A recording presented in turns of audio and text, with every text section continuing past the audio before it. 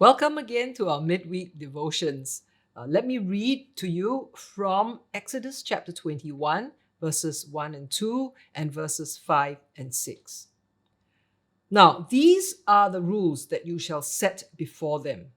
When you buy a Hebrew slave, he shall serve 6 years, and in the seventh year he shall go out free for nothing. But if the slave plainly says, I love my master, my wife and my children, I will not go out free, then his master shall bring him to God, and he shall bring him to the door or the doorpost, and his master shall bore his ear through with an awl, and he shall be his slave forever. You might remember reading through the first 20 chapters of Exodus that tells the story of an epic adventure in which the children of Israel who were enslaved had been delivered from bondage in Egypt. Now, this section of Exodus, which the Bible calls the Book of the Covenant, and we'll see that little passage from chapter 20, verse 22 to 24, verse 27 to verse 7. First, God gave Israel his moral law in the Ten Commandments. Then in the Book of the Covenant, he showed them how to apply his law in various situations. The Book of Covenant starts with slavery, which, in fact, is the way the Ten Commandments began. The Israelites were former slaves to the Egyptians, and now that they were free, it would be unthinkable for them to treat one another the way Pharaoh had once treated them. So God began his Book of the Covenant by regulating the relationship between masters and servants. Now, some of you might be thinking that God would have abolished slavery altogether. Dr. Philip Ryken suggests that God allowed for certain forms of servitude, but safeguards were given to protect the welfare and dignity of those who served. Without ever defending the practice of slavery, the Bible assumes that some form of servitude will continue.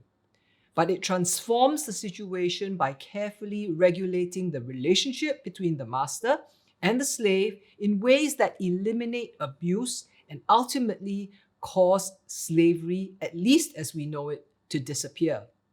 Now, some of you might remember William Wilberforce, for example, his profound efforts that eventually led to the abolition of slavery in the British Empire in July 1833. But there were crucial differences between that kind of slavery and servitude in Israel. There were differences. It wasn't the same. Now, in this sharing, I'm indebted to Dr. Ryken for his many insights. In Israel, servitude was voluntary. At least it was for the Israelites. People hired themselves out to be servants. Often this was because they were poor. They became servants to have their needs met or to pay off their debts. Servant is actually the proper word and not slave in the way we usually think. But these were more like apprentices, hired hands, bonded laborers. They lived in their master's home where they worked hard in exchange for room, for board, and an honest wage. Involuntary slavery was forbidden in Israel. Only a few years later, the law exacted the death penalty for slave traders. Exodus chapter 21, verse 16 states, whoever steals another person and sells him, and anyone found in possession of him shall be put to death. The Bible condemns the sin of stealing and trafficking in people. Another difference between servitude in Israel and other forms of slavery is that in Israel, servitude was temporary. God gave his people the law that, and it says in verse 2, when you buy a Hebrew slave, he shall serve 6 years, and in the seventh year he shall go out free for nothing. And here also we see the Sabbath principle at work. Hebrew slaves were set free in their sabbatical year. Once they had served their time, they had a chance to start over. This actually prevented them from remaining in perpetual servitude. But beyond this, when they were set free in the seventh year, they were not sent away empty-handed. In verse 12, It says, if your brother, a Hebrew man or a Hebrew woman, sells himself to you, he shall serve you 6 years, and in the 7th year you shall let him go free from you. And when you let him go free from you, you shall not let him go empty-handed.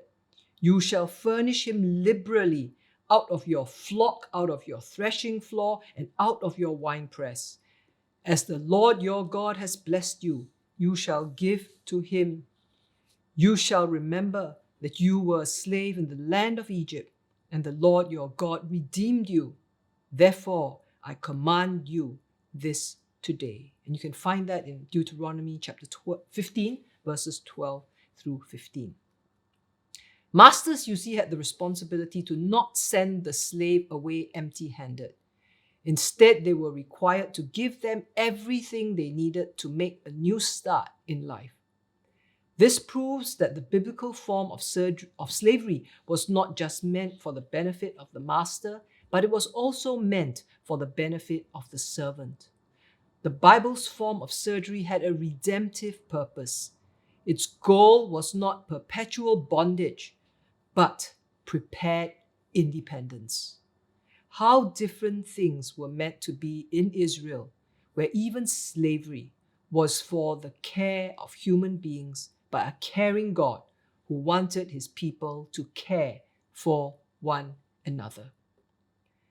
But perhaps the most beautiful picture of the gospel comes from the law's special provision for a slave who wanted to enter his master's permanent service.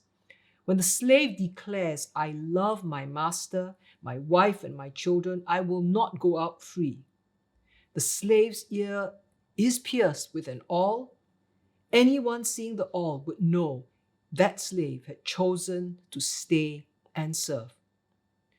But what kind of master would deserve so much love? Why would a slave stay with his master?